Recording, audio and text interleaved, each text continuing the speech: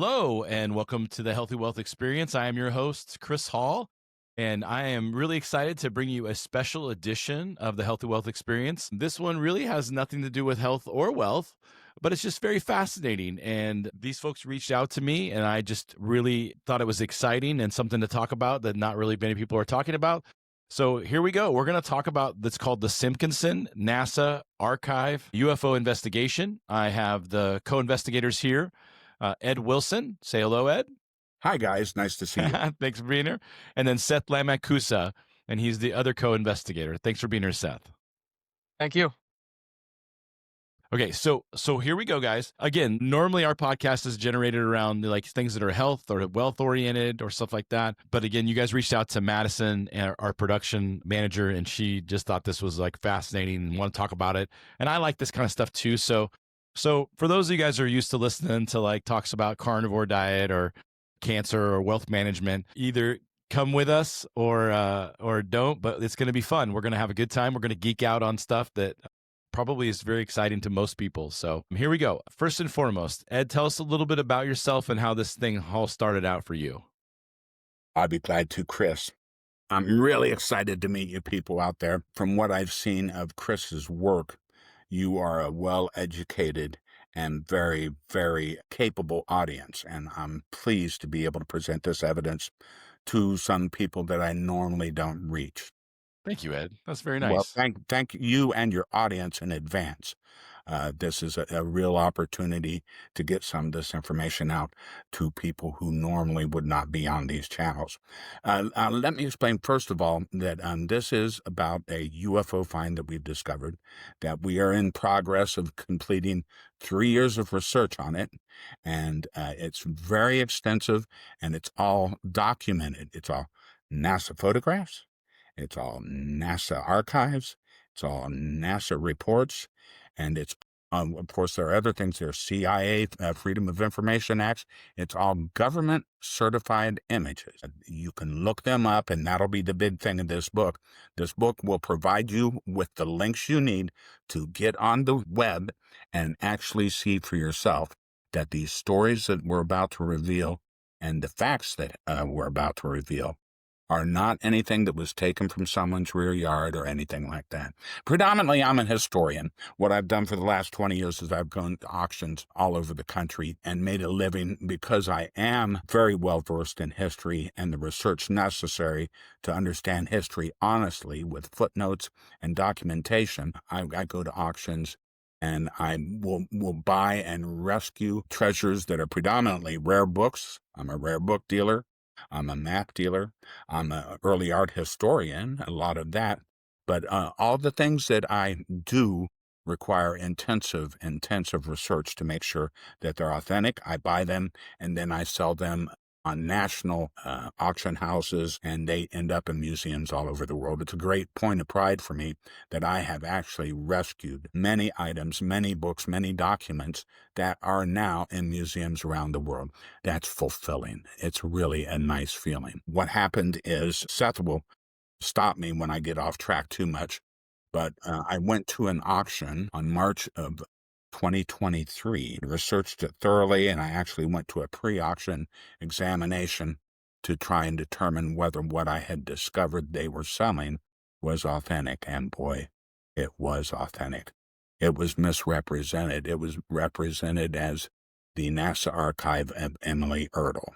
But what was unknown at the time was Emily Ertl was the girlfriend, or as my girlfriend would say, the wifey of Scott H. Simpkinson. Simpkinson was the original engineer from Lewis Field, and he started there in 1943, was actually working on propeller pitches for the fighter craft during World War II, which was still raging in 1943, for those of you who are not actually up on the dates that they represent. 4 years later, he was already a 4-year senior engineer working on all the NACA, National Association of Civilian Aeronautics. That was the time of the Roswell incident, and it's just a curious thing that he was about 3 hours away drive from his airfield in Cleveland to Wright-Patterson Air Force Base. Part of what I want to get through about the first book here is just the tremendous, tremendous advancements that society has made in my lifetime. I was 11 years old when this mission, Gemini 11 mission, took place in 1966. 11 was just the perfect age for a young man to be involved in seeing his nation strive on a great, great exploration. So I went to the auction. She had been misrepresented because she was the girlfriend. Scott Simpkinson died in 1996. And here's the other key point I want to get out right away. Many people say, well, I've been involved with UFOs all my life, and I have never seen this image. The reason is because it had been in the basement of Emily Ertl's family since 19. So this was I have just released it. No one has ever seen it before. So that will explain to people that this is very, very current. The investigation I started in March of that year has brought 2 books forward. I had to cut the first book down. It was 650 pages. I had to cut it down from 950 pages. I have scientific reports that I couldn't include in them. I can only make the book so big. So what you're going to see in that book is the best documentation that we have that Seth will provide at the end. Simpkinson is the guy who was the very first NASA Space Task Group head engineer, and he built the very first Mercury capsule. What you're looking at is the 1948 image of the Lewis Field Space Task Group original. You can see Emily Earl, who, by the way, is the very first female NASA employee at Cape Canaveral. That's all detailed in the book. And you can see her nestled in the arms of the kind of chunky-looking guy. That is Scott H. Simpkinson, and you can see they are centered in there. That is the Space Task Group. The Space Task Group were the people who were charged with building a space program to catch up with the Russians after the tremendous Sputnik debacle, where the United States was recognized around the world as second-rate compared to Russia's space movement. So that was critical. For those of you who are listening, point out, and then I'll let you get into other things, is you will find in this book the 150 earliest NASA photos. They're the earliest because Scott Simpkinson is the guy who built the original blockhouses. That was the very first Mercury capsule. That was it, that launched on the Big John. And he built that. And he was a critical engineer throughout all of NASA's history up until his death in 1996. To tell you what you're going to get in there is a beautiful photo archive. These are full-page pictures, many of them one secret. You'll see inside this book blown up debris from the early Mercury spacecraft. And that's why I kept this one. I did not sell any of this because this is the original. This is like watching the building of the Nina, the Pinta, and the Santa Maria. This is like seeing them stock Magellan's course around the world. These photos are the one archive that nobody else has. There were 17 Mercury missions. So what did you find in the back of this archive of never before seen NASA photos? You will find all these books. I'd not been beaten around the bush. This is the actual, there we go. That's the actual.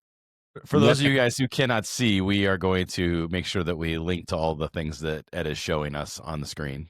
Yes, we will. And those are just showing a lenticular UFO along the lines of what that one guy said in Area 51 was the sports model. It's lenticular. It has what we'll call portholes, but they're very aberrational. And you'll see how that leads to the fact. Yes, it's a classic flying saucer. Thank you. Well worded, Seth. But I sold the 560 NASA photos that was in his archive, 560 of them, okay? Of those 560-some photos, I sold 280 of them, sold for $80,000. The photos in this book are very special, okay?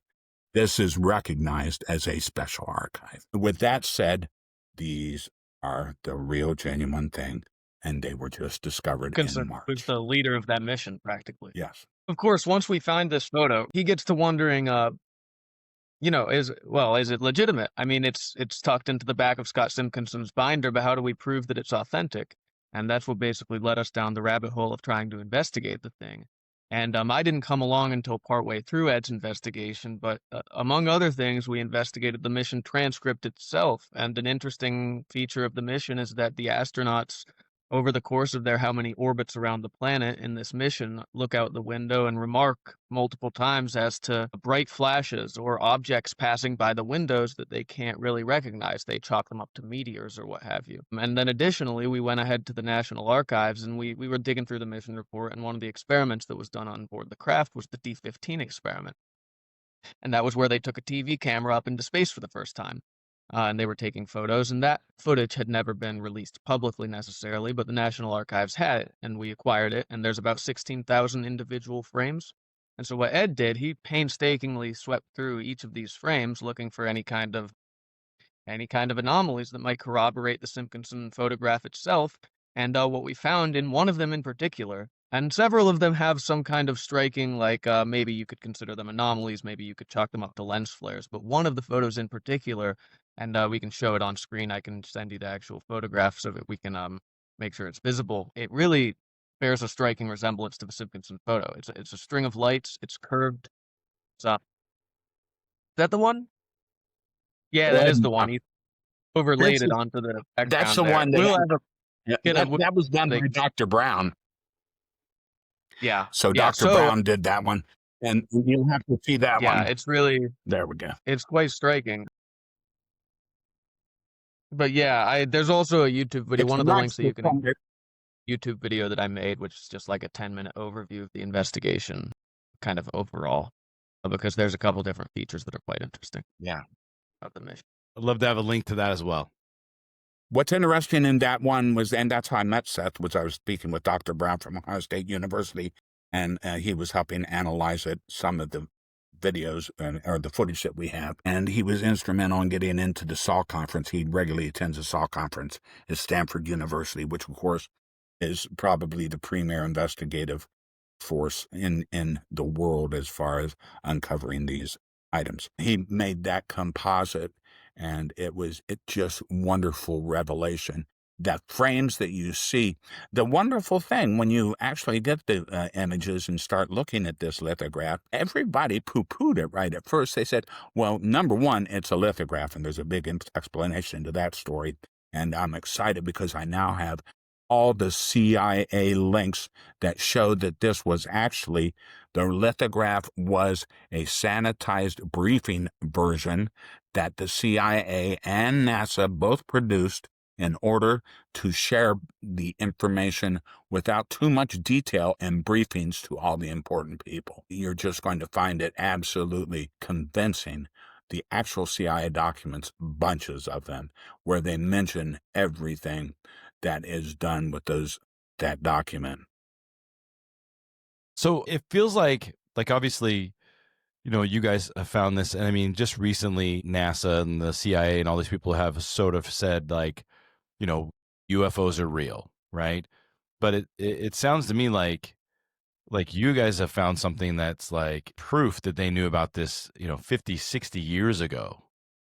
Yes, and the links go back there. The first CIA links that will tell you, and all of these things are revelations that were not made public. Now, everybody's always suspected that NASA had ties with the CIA, okay?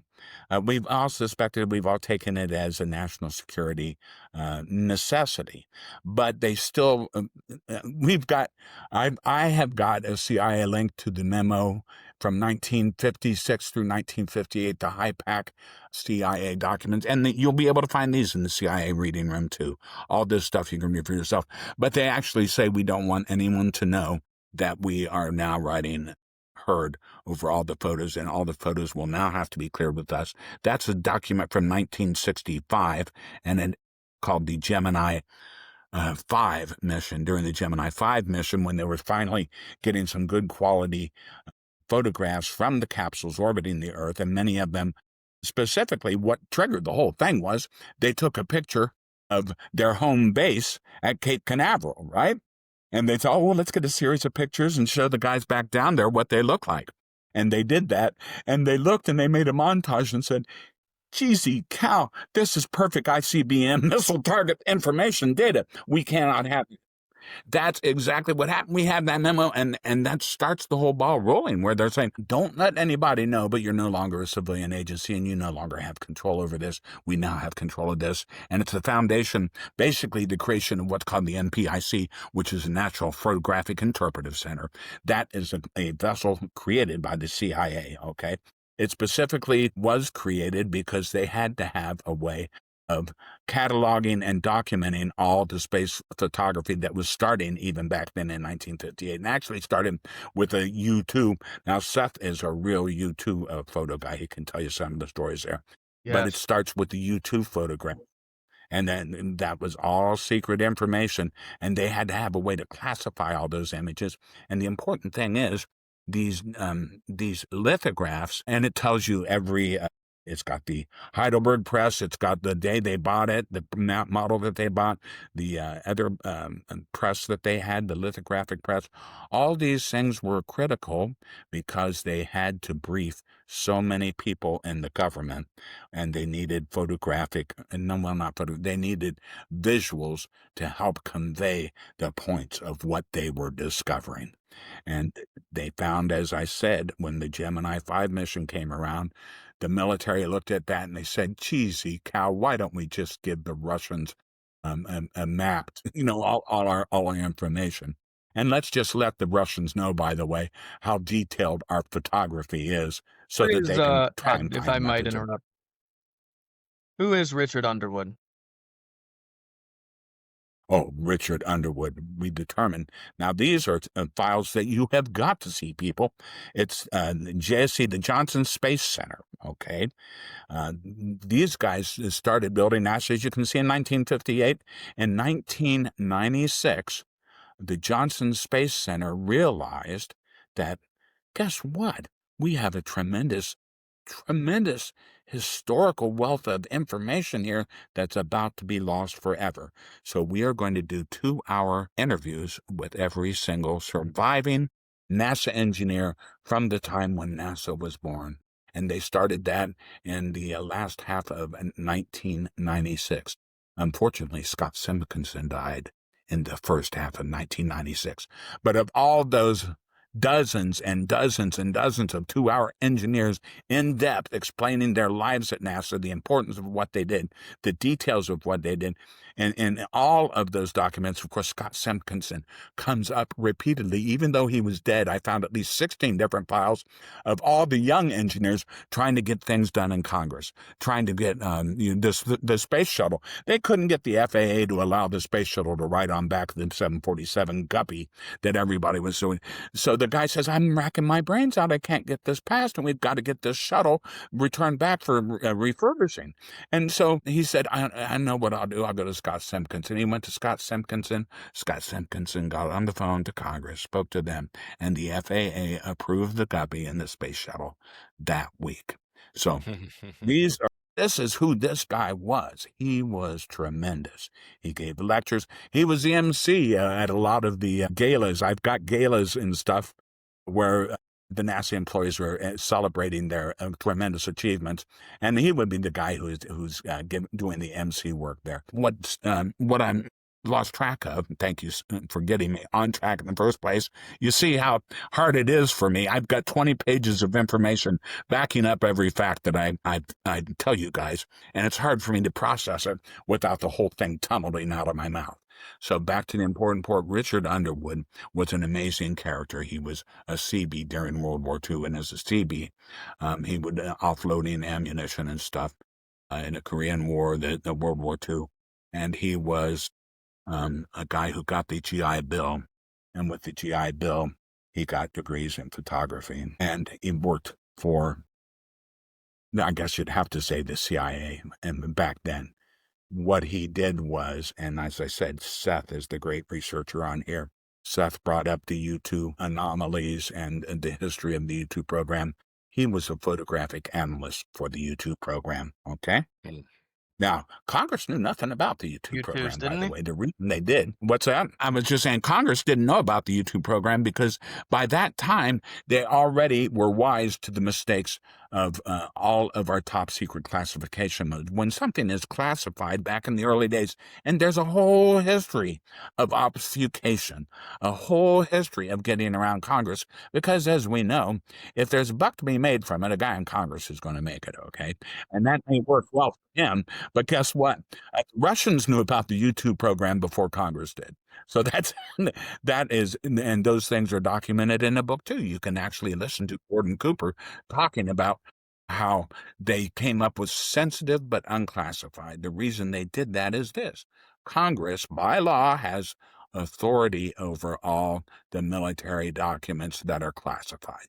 The civilian agency, NASA, was not military, supposedly, so they had a lot of unclassified information Congress never got it. So anyways, Scott Underwood was a guy who was working for the CIA as a photo analyst, and this will tell you a little bit of something about how dangerous these the circumstances are that these whistleblowers we're talking about, what they face. As a photo analyst down in Honduras, I believe the missions he was working on were gravitational anomalies that they had to get because the gravity of the Earth is not consistent everywhere, and you need to have maps of these gravitational anomalies if you're going to get an ICBM to track properly to its target.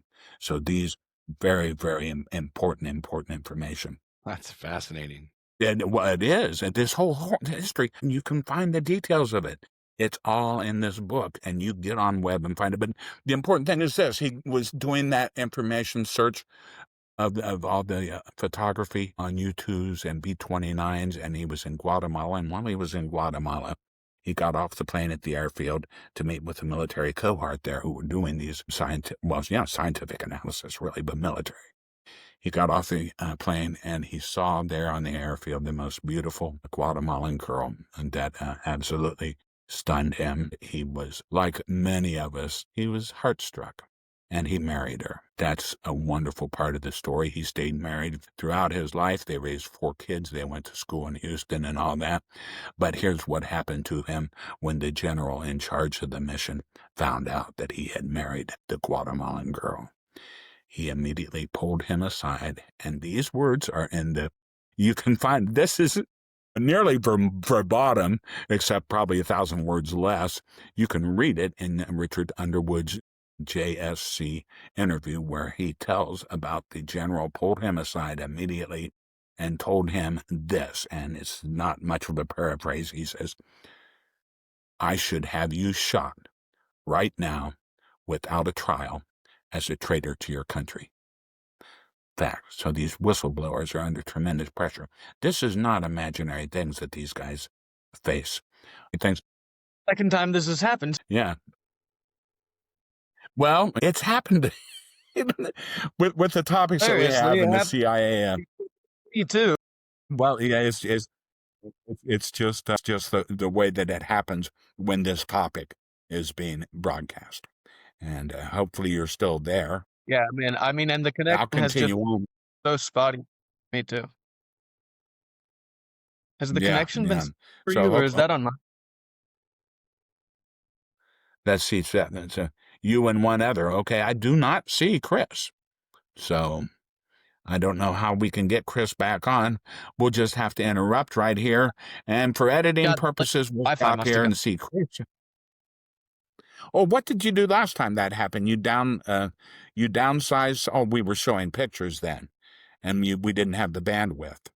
So, but oh, wait a minute. I just had a text. I bet that's. Oh my good. Hey, they just had a power outage in California, Seth. Oh no. Hang tight. I'll be right back. Very good. So he lost his power outage. So, yeah. Yeah.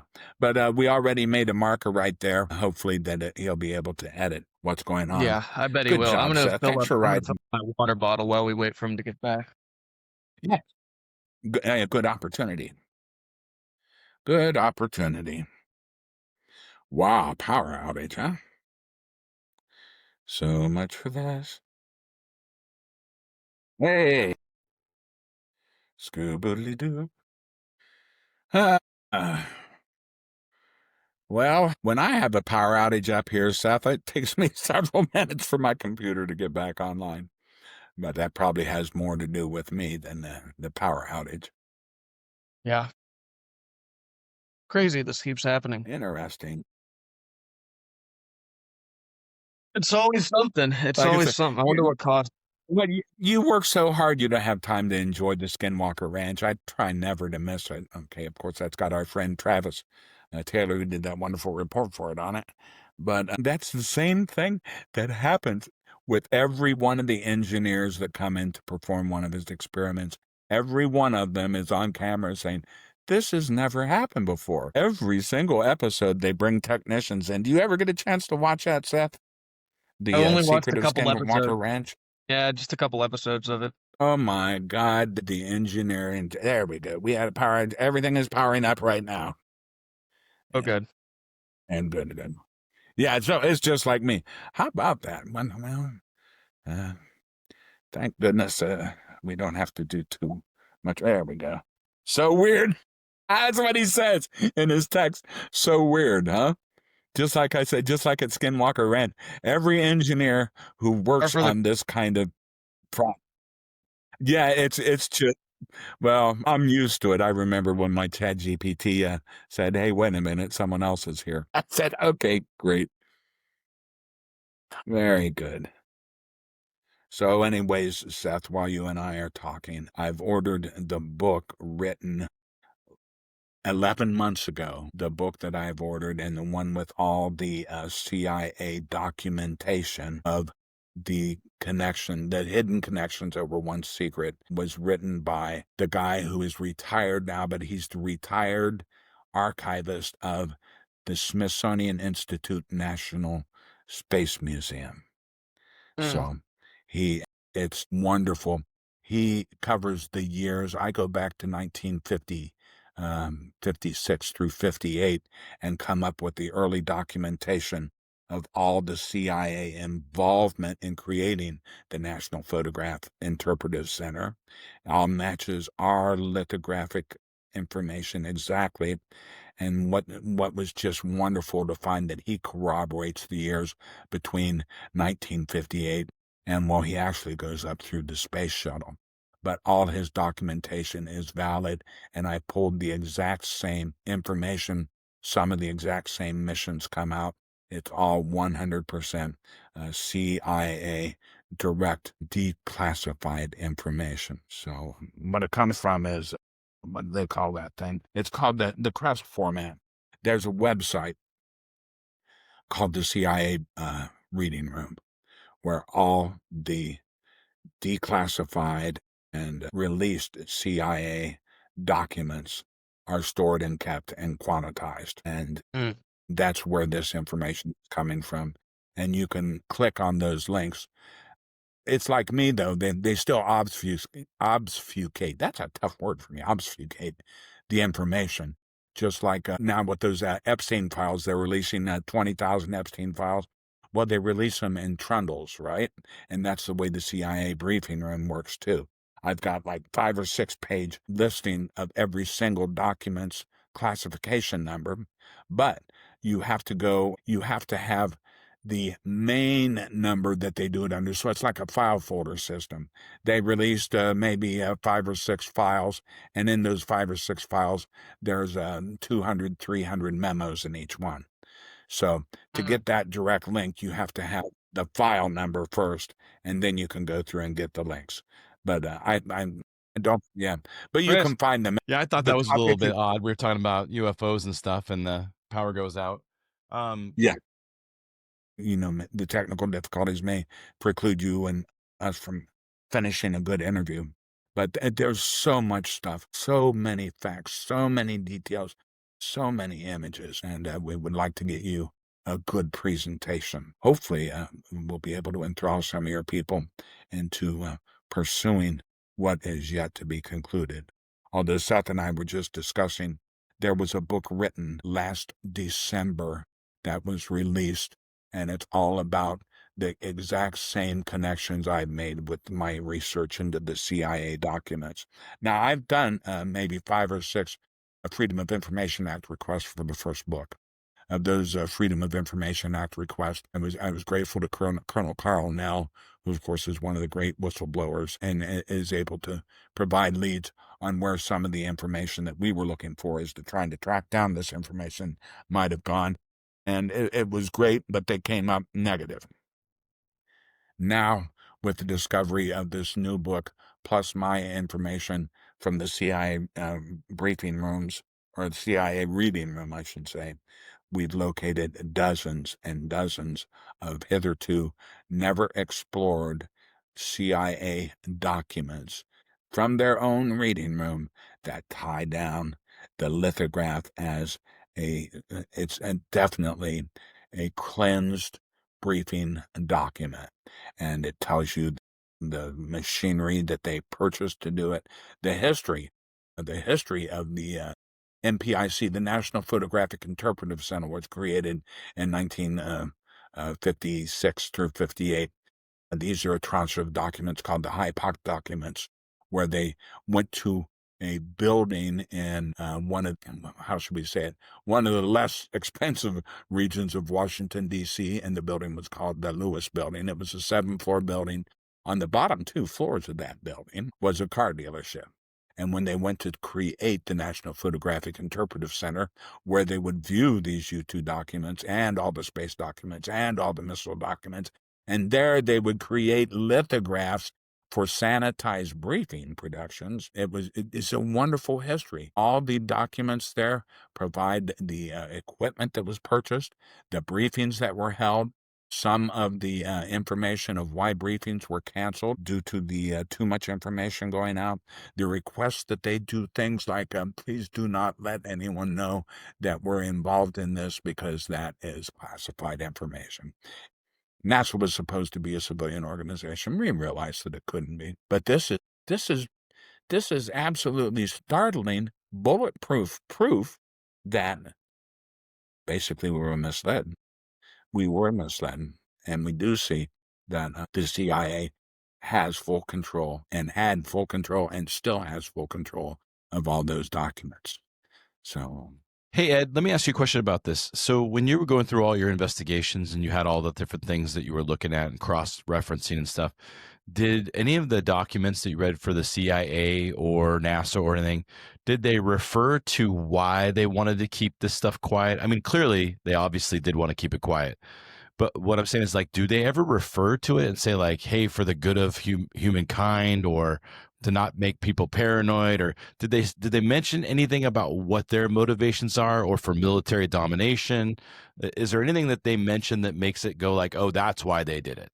they certainly do. Here's a CIA formally recognizes the value of NASA photography for overhead intelligence. The year is 1965. The primary agency division is the CIA Office of the Deputy Director for Intelligence. The document reference is NASA Space Photography, CIA RDP 80R 01580, R 200 04, blah, blah, blah, blah, blah. The policy recognition establishes the baseline CIA interest in NASA imagery. Okay, and the next one from 1965 is similar bunches of numbers from the Project Gemini photography. Now remember, this is the Gemini 11 mission, and this is the real proof that NASA Gemini film underwent interagency analysis prior to publication, and it demonstrates that NASA CIA tasking relationship for photographic analysis. And in there is link that explains exactly the story that I already told you about how we just provided the Russians with a map for their ICBMs to Cape Canaveral. No, This is all about military. It's all about military clearances. So far we have not uncovered. And now remember, this is just information that's already been released over all these years. Okay. Our new FOIAs are in the end. It will be into those links, but with specific search terms. We know the number of cameras that were on the mission. There was the Maurer camera. There was the Hasselblad camera. You will find exactly where every person out there, you can all go out and see these UFO photos yourself, okay, and make your own analysis by going to Arizona State University March to the Moon website. There they have the first 3 manned mission categories. They had the Mercury, the first one that this book has documented so well. The Gemini, where we find the actual UFO photo, and then, of course, the Apollo mission. All those photos are in there in Arizona State University. We were one of the final people, I believe, to get a Freedom of Information Act through NASA. You may not be aware, most people aren't. I have to follow this stuff closely because I am a historian. This year, NASA is no longer a civilian agency. It is now officially a spy agency. That's happened since we've had the last change of government.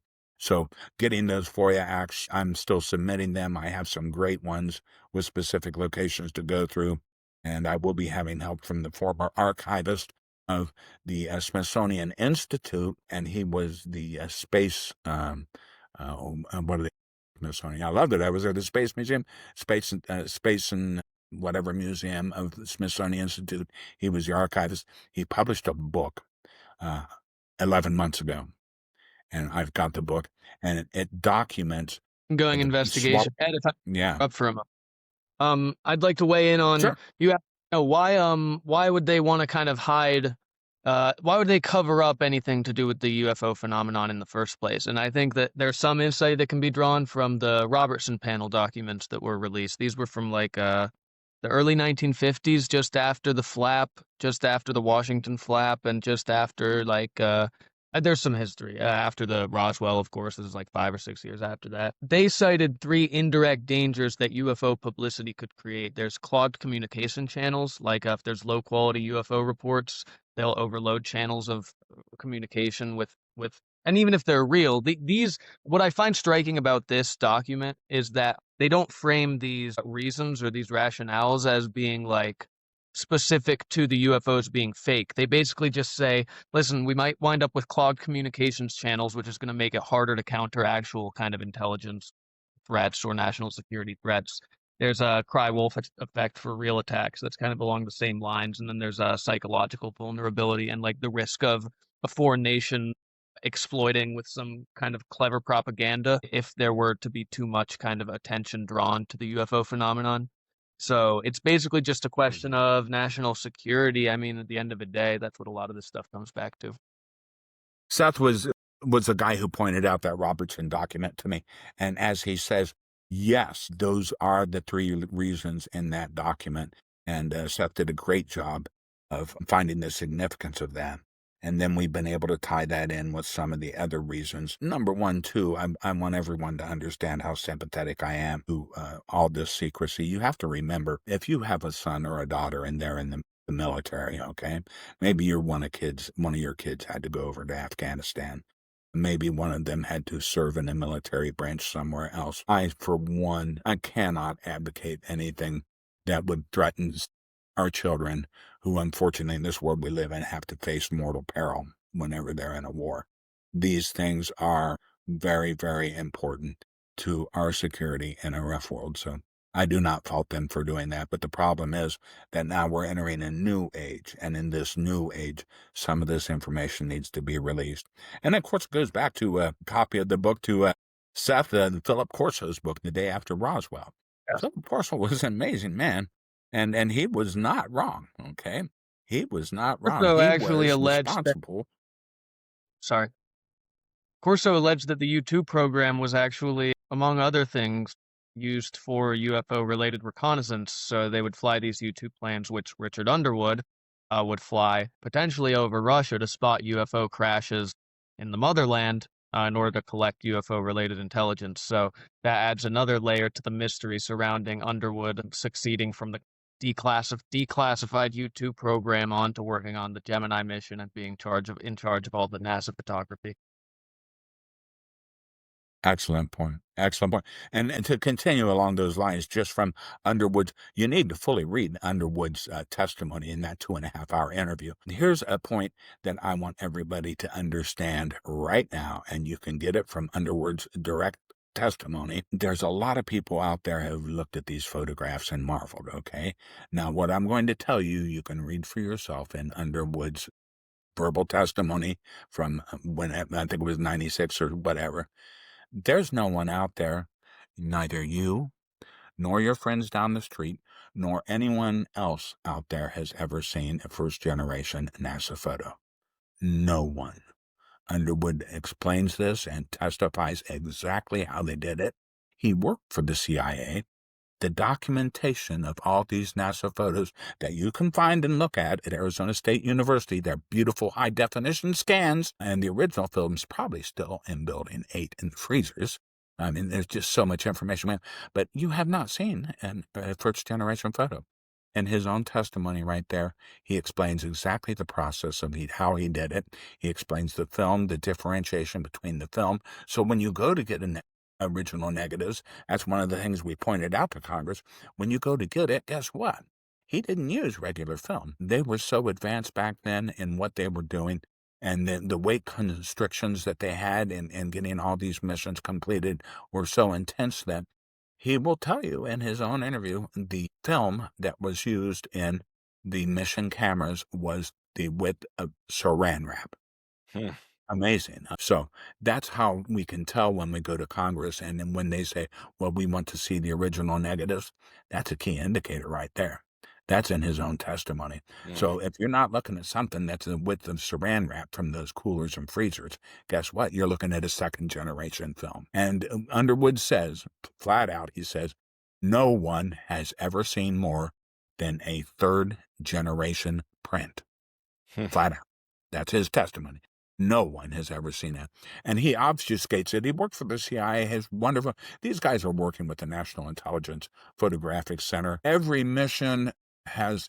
Underwood knew every photograph down to the second, to the orbit, and exactly what there was in each of those, in each one of those photographs. And that's in one of the amazing things. We found the photograph that is the basis for the matching. Here's just a raw image here. Here's a report that we've done up, made a nice poster, and there you can see that's S66 54585 over here somewhere, and that's you can find that in these March to the Moon archives. Okay, what I've done there is I've magnified the cloud cover in it. In the second book, after we located the 3 orbits done during the D15 experiment with those 16,000 frames of film, they were all time-stamped. There was a button that he held the television camera control apparatus in his lap.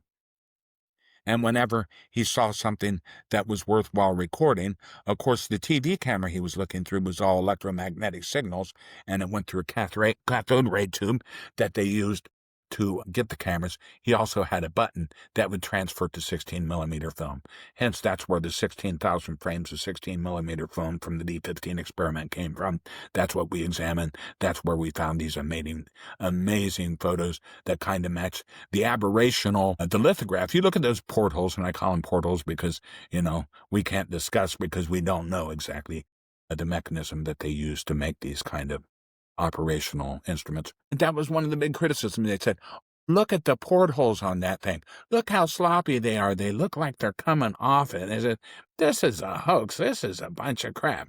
Well, guess what? We got the D experiment, and that photograph that I showed you that matches by Dr. Brown.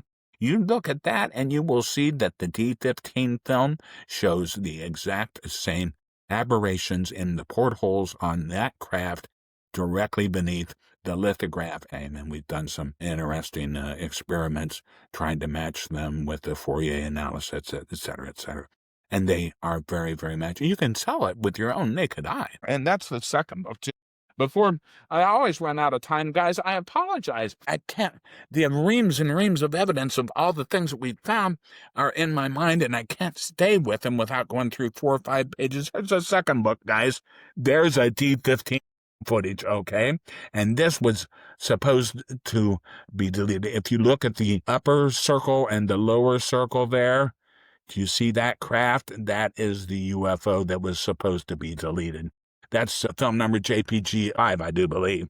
And if you go a few frames before that, you will see the first one in the image. What they had, and that's what's in the briefings. Seth's got some wonderful links that you will see where he records the actual voice transcripts. And that was the first thing I looked for. I said, well, these people, if I was up sitting in this spacecraft and that UFO flew by me, I don't care what the training said. No matter how intensely you trained me, I would have been so startled and dumbfounded that I would have made some kind of comment that was a leak. And that's where I started. So I searched those things. And by God, Seth got that on his link. Say, you can look at the voice transcript.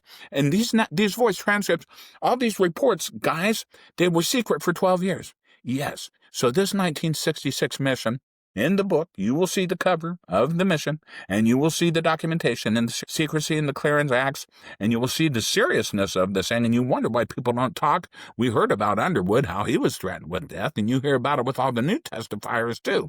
There's a serious threat to these people. Mm-hmm. So these were secret for 12 years. So from 1966 to 1978, nobody had seen those voice transcripts, okay? I shouldn't say nobody, but no unclassified person was able to see those voice transcripts because they were classified for 12 years. Also, we have the exact technical debriefings. Of course, you got a military debriefing. As soon as these guys came back from the carrier where they had landed and got back, they were militarily debriefed.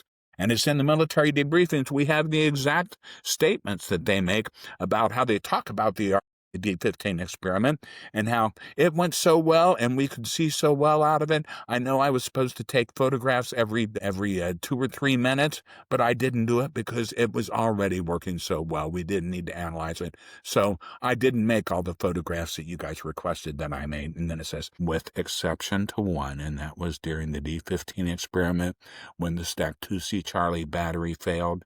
And that was apparently when he did make a photographic record on film, that 16 millimeter film. Now, this is what I wanted to explain was why this D-15 experiment occurred.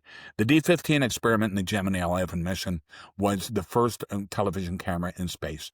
The apparatus was back behind the mission capsule, actually, and it was, you can see, I've got the actual mission briefing material where you can see a picture of how the apparatus worked. The camera was the RCA D-15 dim light experimental television camera. It was actually called an orthicon tube at that time.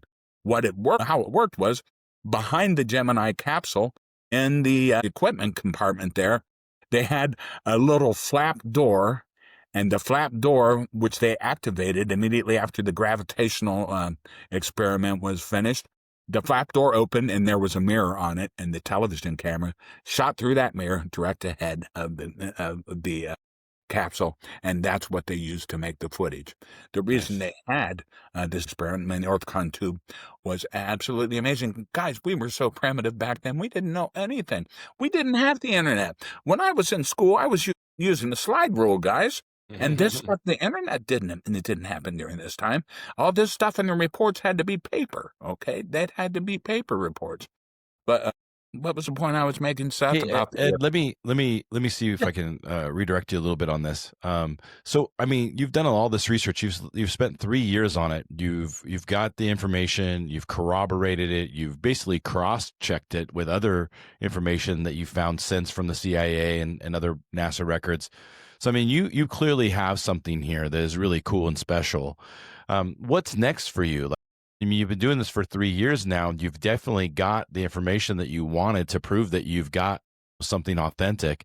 So what's next for you on this? Are you going to look for other abnormalities? Are you going to continue to further try to just investigate this until what I guess I'm saying is obviously this is exciting information and it's really fun to talk about. What does Ed want to do with this? What does Seth want to do with this? What do you guys want to, a year from now, 5 years from now, 10 from years from now, what do you want to accomplish out of bringing this information to light?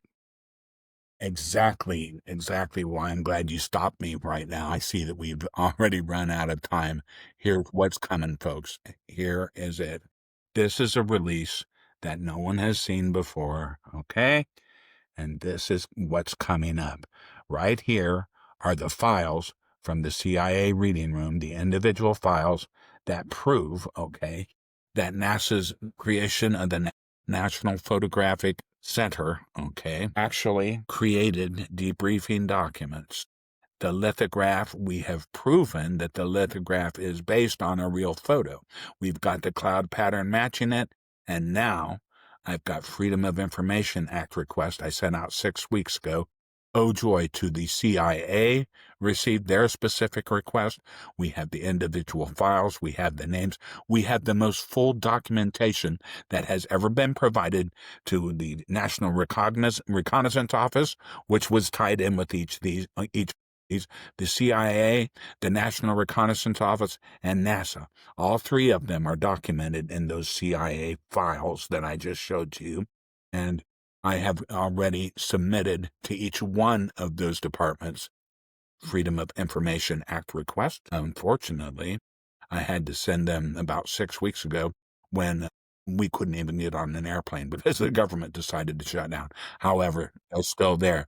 And I am working right now to present this information. I'm merely waiting on getting the responses from those three agencies onto these extensively detail-oriented Freedom of Information Act requests. And I am working with Congress and will be continuing that search to make sure that we do not get blocked and obfuscated through this process. Yeah. They have Uh-huh. there's a thing That's just we've included. what going forward is more transparent. So actually, you may not be aware, the Age of Disclosure released today, and this is one of the most thorough accounts by some 34 government whistleblowers who have come forward and alleged an 80-year arms race to reverse engineer non-human technology and, retrieved biologics, the whole 9 yards. So my point is that disclosure, broad government movement towards disclosure, is gaining momentum by the day, and I think that we're both hoping that the Simpkinson case can shed a little bit of light, or at least draw a little bit of interest toward what exactly NASA's been doing this whole time, if we're now taking the idea of a non-human intelligence and unidentified flying objects seriously. You kind of have to imagine that America's space agency would have had some knowledge of that. Right. Sure. Sure. And again, like I think you said something about reverse engineering, people are talking about how, there's probably, dozens of inventions that are probably reverse engineered out of spacecraft if they've had it. I know that I had heard something about, this is a story I heard one time about, like, the reason Elon Musk does so much open source stuff is because there's actually a law from the 1950s that doesn't allow you to have certain patents on certain kinds of things. And they're saying it stems off of the idea that the government knew about certain technologies, but they didn't want them to be patentable because they didn't want them to be researched because they already had them. Very well put. One of the first acts, Colonel Carl Nell came out and he explained how the 1952, the Atomic Secrets Act, when we're trying to keep the atomic bomb, or the hydrogen bomb at least, secret from the Russian scientists, the Atomic Secrets Act was an all-pervasive thing. Colonel Carl Nell says that's exactly where a lot of our earliest space information went. It went under the Atomic Secrets Act, so you have a good source there telling you, but it actually had the 1952 Act. And then, of course, the Atomic Energy Commission morphs into the Department of Energy. I've done Freedom of Information Act requests on all those departments. Like I say, Carl Nell was a godsend as to being able to track for us some of the obfuscation that went on in that procedure. Yes.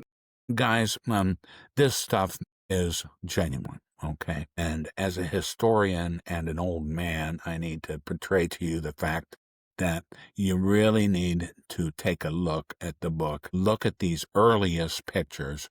You will see the Gemini capsule on the back of a pickup truck with split screen windshield. We knew nothing. In fact, the reason the split screen windshield on the truck is there is because we didn't have the technology to make a full screen, a full-size windshield that was shatterproof. That's how primitive we were. You look at that picture of the Space Task Group. My God, that's a dirty, dingy little hangar that they have the Gemini capsule on. You look at these pictures. The components in there you're going to see are hand-built, actually Atlas rocket components, okay? These were secret documents. They're in there. Look at them. And of course, then you get the majestic panorama of those spaceships, those early spaceships, the courage of the guys who went into them after watching them blow up right in front of their eyes. the primitive nature of it.